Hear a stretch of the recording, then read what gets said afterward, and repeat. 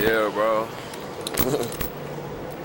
Living in your 20s is confusing as it's like you have all this potential, but you don't know what to do with it. You feel like you can do anything, but you know that you can't do everything. Not in this small window of time we all feel taken away. You wonder if the path you picked is the right one, if this is your true calling, or if you're just hoping it will make sense eventually. Sura knows this exact feeling. Born in Ethiopia, he moved to America at 16 to pursue a better education. He went to college, graduated, making $150,000 at 23 years old. But 6 months ago, he came back to fix the system he left behind. Here, only 5% of students pass the national exam. Not because they can't succeed, but because the system is truly broken. Sura built an app to change that, a tool to give students a fighting chance. But big ideas are never simple. If he succeeds, he can change the lives of thousands. But if he fails, it's back to square one. Oi, oi, it's back. You're watching ZuWorld. I don't know, but we're gonna figure out. Why would you laugh at it? Oh my gosh. Stay tuned. What can happen in 6 months? True. A lot can happen in 6 months. If you ask anyone, what do you know about Ethiopia? Like, even from my work, all they say is like poverty, maybe lack of water.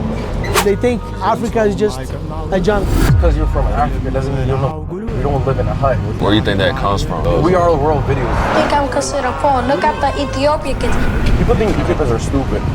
A lot of people. They don't really know the rich history that we have. There's a lot of scarcity mindset. Scarcity mindset makes you do some stupid. But government is very different. Look at these cars. There's some that happens in Ethiopia. Well, why'd you have to go to America? I really wanted to study something, you know what I mean? I wanted to be a doctor and stuff like that. So biology was my favorite subject.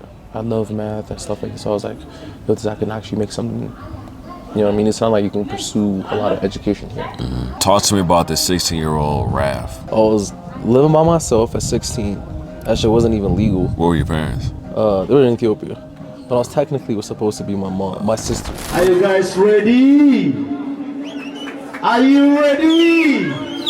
Make some noise for my man, Flexi. When I went to school initially on Glen Allen, basically, they were trying to make me take basic algebra and shit like that. Because I'm from Africa, I'm like telling them, yo, like I've already learned this shit. And they're like, oh no, like it's gonna be hard, you probably can't. And I'm like, bros, like we're not stupid. Just because you're from Africa doesn't mean you don't know shit. I think second day or third day, the teacher asked a question. I raised my hand to answer it. I got up, you had to explain the answer. I knew the answer, I just couldn't explain it. I just got up and just got stuck. I didn't know how to say it. And I remember like this behind me laughing. Stuff like that holds you back a lot because you're like, now you get scared of speaking. You get scared of talking. You're that African kid that can't speak English. You know what I mean? People that have the opportunity to leave, they never come back. And one of my teachers, they're like, oh, you guys always leave, you guys don't come back. And I was like, nah, I'm gonna actually like do something. The 12th grade exam is basically what dictates people going to college or not. It's called like a lifeline. Basically, it dictates where your life is gonna go. It's very fast-paced. 5% rate of passing, it is a combination of the current available resources, curriculum, and also how students study. When you are behind in class, you just can't catch up. Ozzy. Ozzy. Araf. No.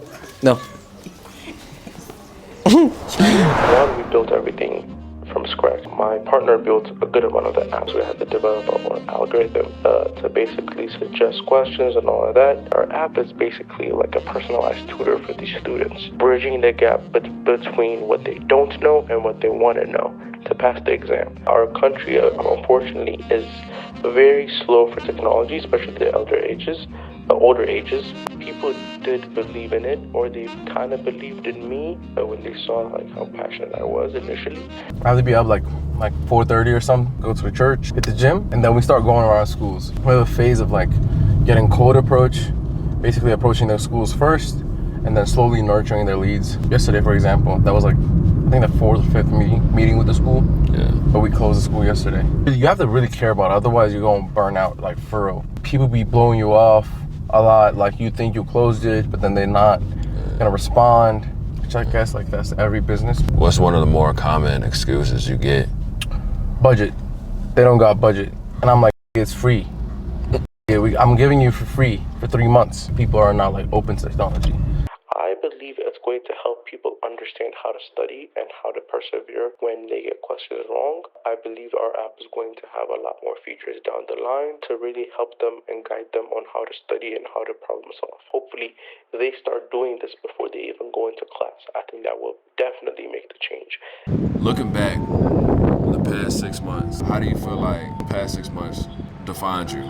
Oh no, bro. It's actually pretty funny. Like the reason I came and what I left with is two completely different things. But there was a lot of things that I didn't have control over. I think I'm definitely a lot more trusting of God now. I trust the direction that I'm going, the decisions that I'm making. I'm gonna go back in like, 9 days now. The slowness of life in Ethiopia is needed for people, especially for postgraduates. Fast-paced America is cool, but you need a pace of like at least 2-3 months of like slowness in your life to really kind of see things adding up, you know what I mean, in the long term. What's something you wish you knew how to figure out but still haven't? Where I want to go in life, there are so many different layers. Like, we can go into so many different layers, right? We can go into finances, we can... Let's dig into There's a it. whole list Let's of dig into things. But the one that hit me the hardest was, how to life. That's just it, how to life. But I guess it's like it's a journey. We don't all know how to life. We kind of figure it out as we go along. But I wish I could just know how to. Somehow, like I told you, once you put your mind to it, God will give you the way, all the way. How hard it is. This is probably $1.3 billion build project. Yeah. I never thought I was going to spend this kind of money. So somehow the door will open for you and it will work out.